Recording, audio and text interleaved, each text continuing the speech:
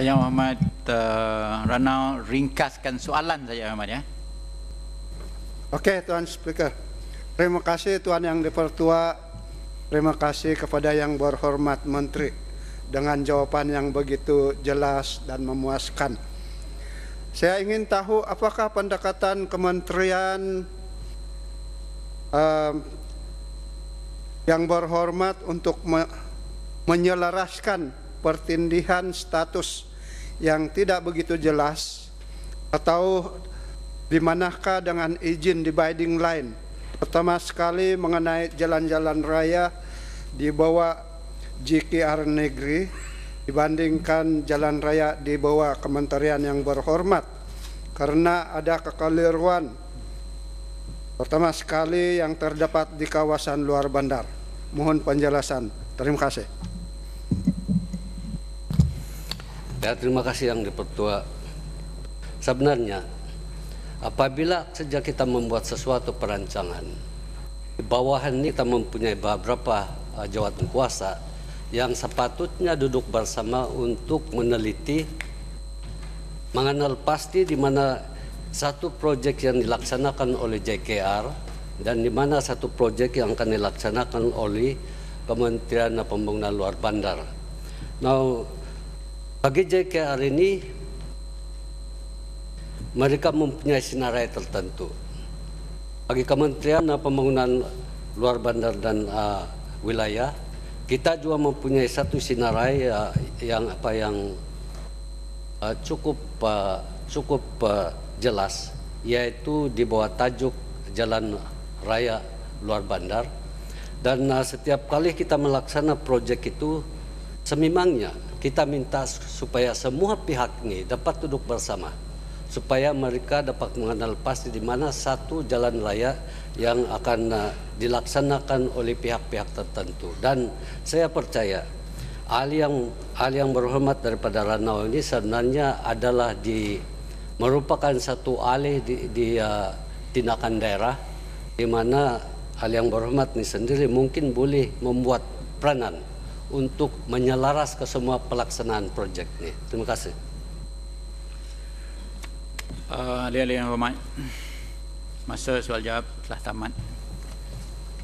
Aturan urusan mesyuarat dan usul-usul menyambung semula perbahasan ke atas usul menjunjung kasih atas titah ucapan Seri Paduka Baginda Yang di-Pertuan Agong. Yang Berhormat Sungai Siput.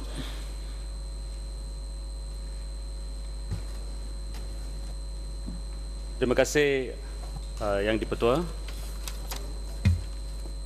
Yang Dipertua, kegawatan ekonomi di Amerika Syarikat dan Eropah ditetuskan apabila berpuluh-puluh ribu peminjam daripada lapisan berpendapatan rendah tidak dapat bayar balik pinjaman mereka. Jadi masalah pokoknya ialah pinjaman yang toksik dan ketiadaan kredit dalam sistem pembankan di Amerika dan di Eropah. Di Malaysia, situasi kita berbeza. Sistem bankan kita tidak bermasalah. Masalah yang kita hadapi adalah pasaran untuk produk yang kita keluarkan telah susut dengan teruk. Sektor elektronik adalah sektor industri yang terbesar Malaysia dan sektor ini menghadapi satu pasaran yang begitu lembab kerana sektor elektronik di Amerika dan di Eropah susut. Sama juga dengan sektor automobil. Pengeluaran kereta di Amerika, di dunia telah susut sebanyak 30% dalam 6 bulan yang lalu. Oleh itu, permintaan untuk getah telah susut dan harga getah pun telah kurang. Oleh ini, pekerja kita tak dapat overtime, pekerja kita ada bilangan kerja yang dikurangkan dan pekebun kita menghadapi harga getah yang turun. Dan ini semua bawa masalah pada peniaga kecil. Di negara kita ini, Tuan Yang Pertua, kita ada lebih kurang 2 juta peniaga kecil. Dan mereka ini jual kepada pekerja kita, pada pekebun kita. Mereka tak jual pada negara asing, not for the foreign market. Dalam keadaan ini, di mana masalah pokok di Malaysia ialah pemasaran, permintaan yang kecut, rancangan kerajaan untuk menjana pasaran dalaman dengan suntik peruntukan sebanyak 7 bilion, ini adalah satu pendekatan yang berpatutan. It's the right approach. Tetapi apa yang amat penting adalah kita mesti memantau 3 perkara. Dalam pelaksanaan skim ini untuk suntikan dana untuk merangsangkan ekonomi, yang pertama, kita mesti memastikan bahawa projek infrastruktur itu yang dibuat adalah perlu. Ia bukan satu white elephant ataupun gajah putih yang hanya dilakukan untuk beri kerja untuk syarikat-syarikat tertentu.